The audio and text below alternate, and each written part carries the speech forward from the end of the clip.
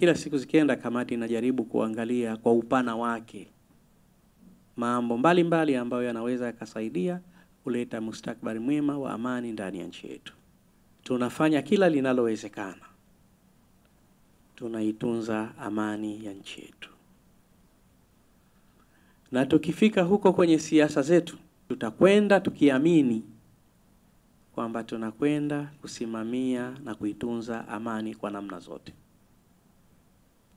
Tutajitahidi sana matamshi yetu yaendane na mwongozo huu. Kila mmoja angetimiza wajibu wake. Sisi wanasiasa, mimi naamini matatizo haya hayatatokea. Tunashirikiana na wenzetu wote katika kulijenga hili ili kujenga msingi wa nchi yetu.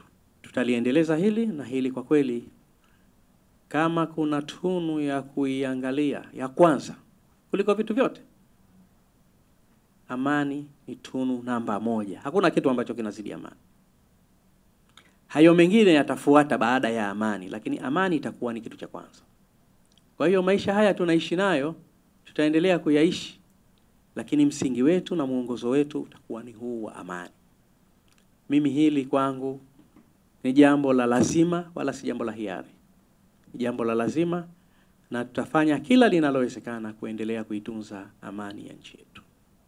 Sisi mtazamo wetu la kwanza ni suala la amani, lakini na la pili ni suala la maendeleo, tena kwa wote. Na bila ya amani hakuna maendeleo ndani ya nchi yoyote duniani. Tunayo mifano hai.